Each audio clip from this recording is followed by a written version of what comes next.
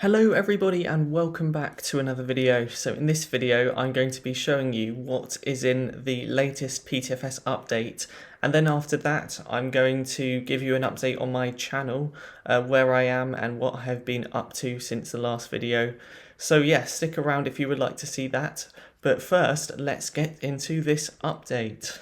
So the first thing is the ability to control ground vehicles on mobile. So you can use the buttons to control the movement, and if you're on the fire engine, you can use the movement joystick to adjust the fire hose. Next up, we have a new helicopter, which is the Airbus H135. Now this comes in 3 liveries: white and blue, air ambulance, and police. So I will spawn the police, and you'll see that there are some subtle differences as well as the actual paint, but with the model itself. So on the police you'll see we have a camera at the front, and later you will see the air ambulance one when I rescue Orange. But firstly, let's have a look inside, and as you can see the cockpit looks very nice. Orange has done an excellent job. All of this was built in Roblox Studio and it looks very good, but still has the PTFS feel. Right, now we've got the air ambulance, which actually has I guess it's a stretcher inside, and people can lie down on that, so I will show you that with Orange.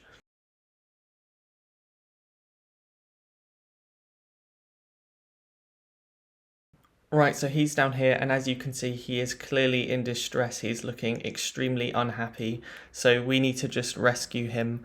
I should probably stop the rotors first. Okay, so we are formally greeting before I take him to the hospital, which is very important. You've got to be very formal when you take people on board your helicopter.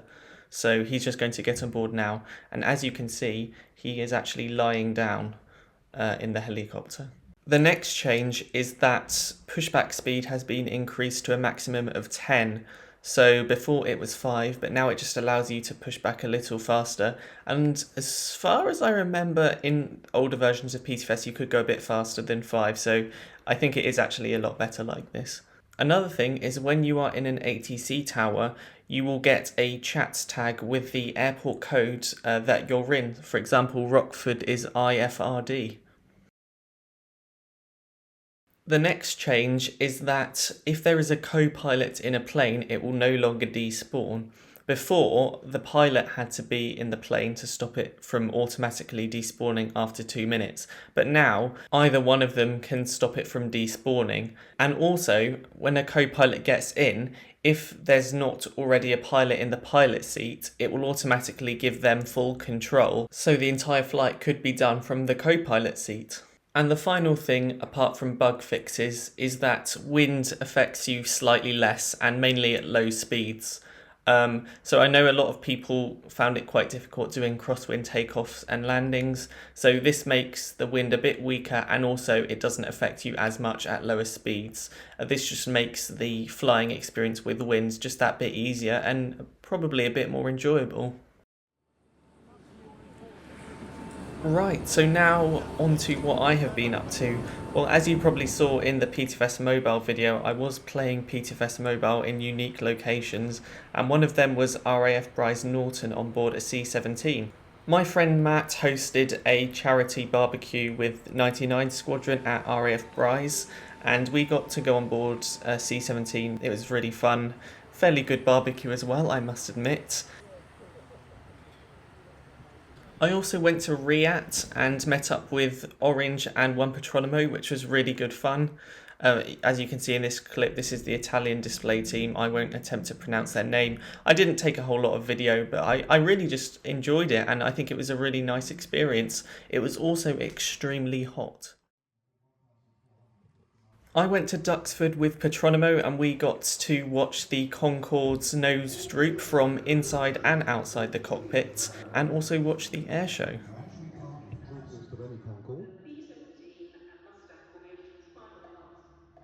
Then the Eastbourne Air Show was on, and the Royal Air Force based 3 of their display teams, the Red Arrows, the Typhoon display team, and the Battle of Britain Memorial Flight, at Southend Airport.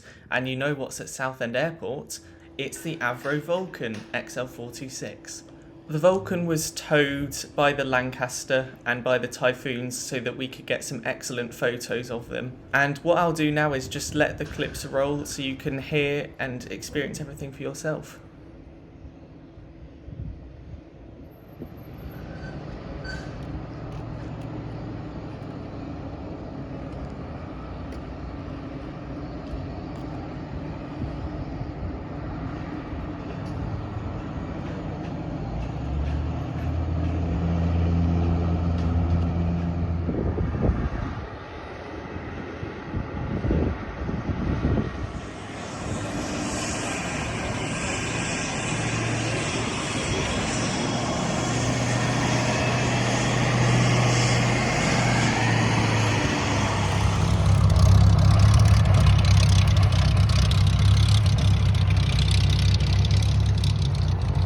Go.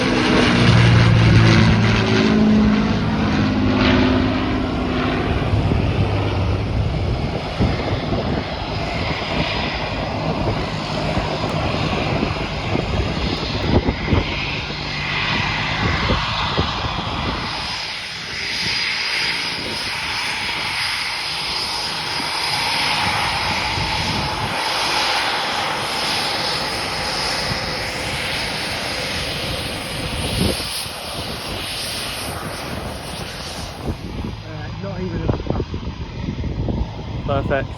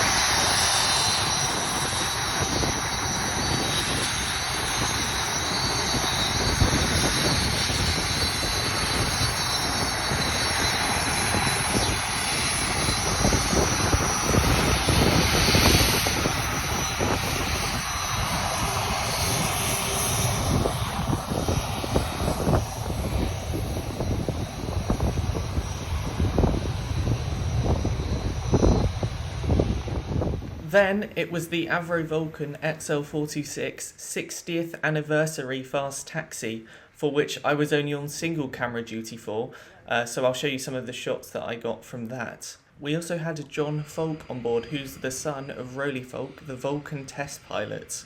I'll leave a link in the description to the official video of the day.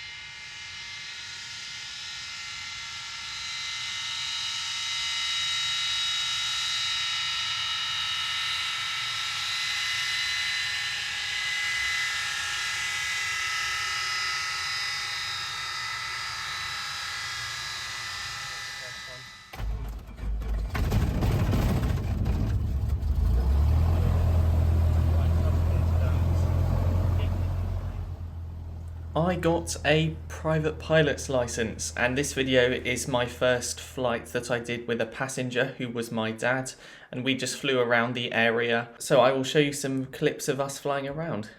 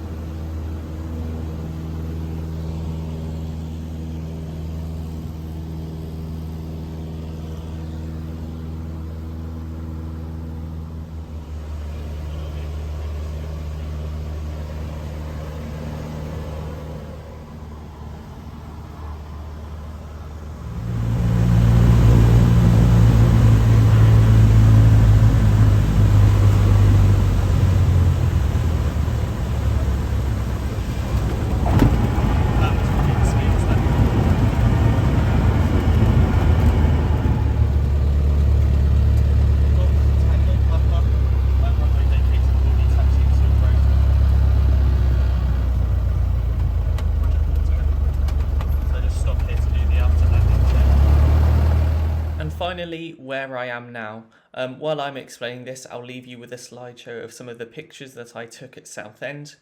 Well, if you didn't hear in my previous video, I am now doing a commercial pilot training course, which means I do have a bit less time to do things like PTFS and YouTube, and it does have to take priority. This mainly just means there will be slightly less coding related updates to PTFS. I'm currently in my 4th week and I've settled down to quite a good routine, and it does mean that I have a reasonable amount of spare time to do things like YouTube and PTFS, but not as much as I did before. So don't worry, I'm not going anywhere. I'm just going to be slightly less active for at least the next year, and I will be looking forward to returning to PTFS and YouTube more regularly, but for now, basically I've just got to focus on my work. So thank you very much for watching. It means a lot if you've watched this far, and I'll see you in the next video. Bye!